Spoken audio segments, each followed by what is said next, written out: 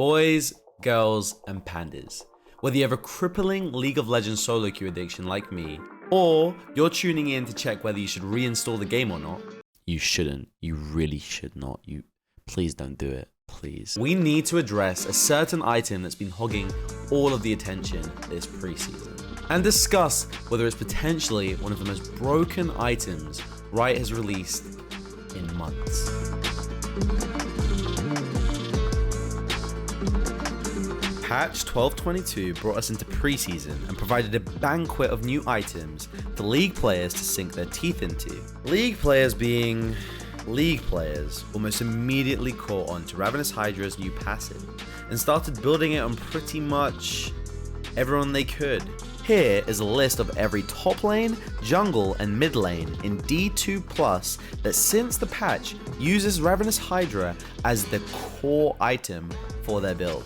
I'm really interested to know if this was more or less than you were expecting. At first, I considered this to be somewhat underwhelming compared to the hype I was seeing in the community about the item. However, let's pull up the win rates for the build on each of the champions. While stats are only one metric of measurement, in this case, I think they give us a clearer picture and reveal that while not every AD champion is building it, the ones that can are having lots of success.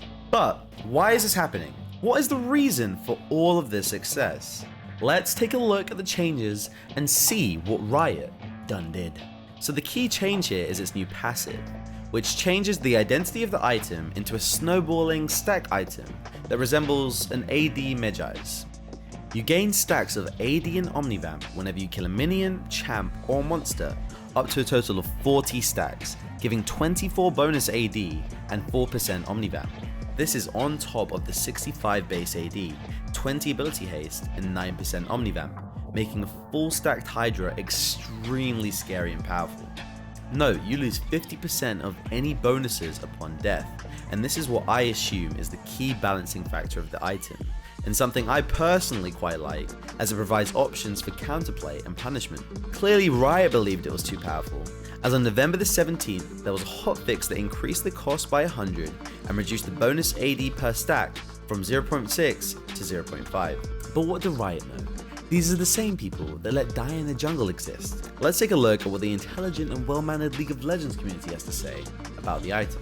Well, as you would expect, there's big backlash with lots of people believing the item is too good right now. Stormquake says, maybe stacking AD would have been fine, but stacking Omnivamp is such an idiotic decision.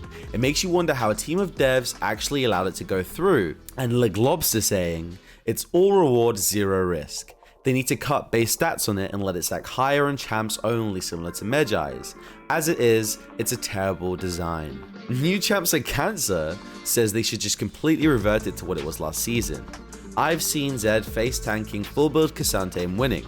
It's just completely broken right now. Lethality Assassins are supposed to be countered by armor, but Riot decided to do away with counterplay. Now for all you AD mains out there, yes, people have been playing it on ADC. And there was recent discussions on the Xayah main subreddit about whether it's the best first item for her, with one user saying that after trying it out in jungle and ADC, they believe it's really good and one of the best items for her. But what do I think? Well, I think adding an AD stacking item similar to Medjay's is actually a positive change because it creates options for players and allows for a greater diversity of builds. I think its strength is slightly exaggerated by people, and that just like Medjay's is something that can feel OP purely due to its snowballing potential. I know Riot are looking to continue to nerf it in the next upcoming patch, but I hope it remains viable because I think items like this only really add to the depth of League's gameplay. Thank you so much for watching. This is the first video of this kind of format that I've made, and I plan to make much more on solo queue, League of Legends news, and anything else I might think of. If you want to join me on my journey to Masters, catch me on my stream at PandaSenpai on Twitch, and here are 2 videos for you to check out. Peace.